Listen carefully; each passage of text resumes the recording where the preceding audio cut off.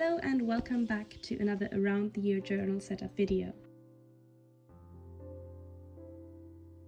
Today we're prepping our BuJo for the month of March, and as always we're going to start off by creating our cover page. And I'm going to use this beautiful die-cut anemone motif as my centerpiece for the cover page, and then I'm just going to use a cursive hand lettering font to letter the word March and 2025 underneath.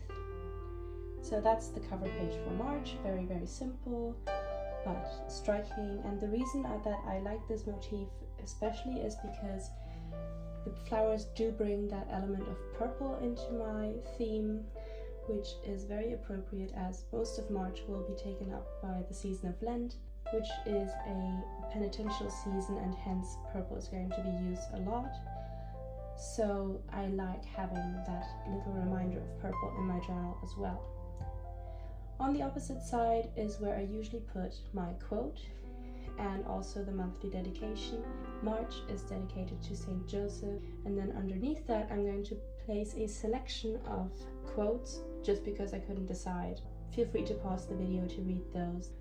Moving on to the next page, we're going to have our month at a glance, and again I'm lettering the word March, this time using my lilac mild liner, and then we're going to add the days of the month and the initials of the weekdays for our calendar. Opposite that I'm going to put my habit tracking page, and this is going to be a linear habit tracker, and I'm just going to cross off each space as I complete the habit. Not my best design for the habit tracker, but it's functional and simple, and I like that. And then I also decorated it with another anemone die cut sticker, and then I also added some shading in a darker purple to my text, added a space for notes and a space for goals.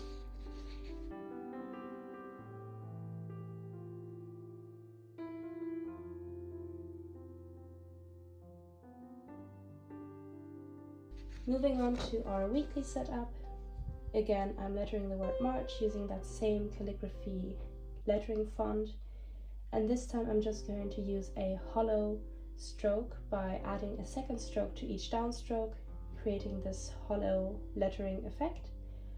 And then I'm using a different purple mild liner to put down the days of each week. And the first week is starting on and since March is starting on Saturday, my first spread is going to be 8 days instead of 7. And then on the other side, I'm going to be back to 7 days. Again, I'm adding a little hand-drawn box for to-do lists. I don't mind if the lines are a little bit wobbly, that just adds to the simple line art theme that I'm going for here.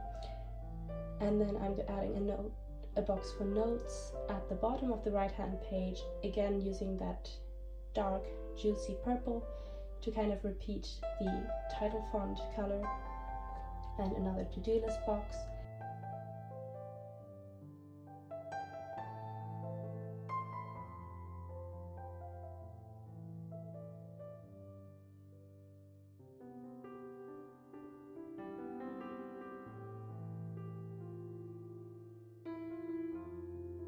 And then I'm decorating that with some violet doodles. Violets are both purple and a typical flower for March, so I thought that would be really cute. Again, it is very simple, very quick and easy, and maybe I'm going to add a little bit more detail on the second 2 weeks of March, but I do think it looks quite cute. And then, as I always do now, I'm going to add a spread for highlights. This is something I started back in January, and it's been working really well. So what I do is I just take a nice double spread, and I'm going to letter the word March and highlights, and then all around that I can put different things that I love this month: events, gratitude, music, movies, just things that stood out to me that month. And it's kind of the lazy person's way to keep a journal or to keep a diary without having to go into too much detail, because I'm just going to put little short best of notices onto this spread. I'm going to show you an example from a previous month so you get an idea, but basically you just have some space for micro journaling micro diary entries on this page.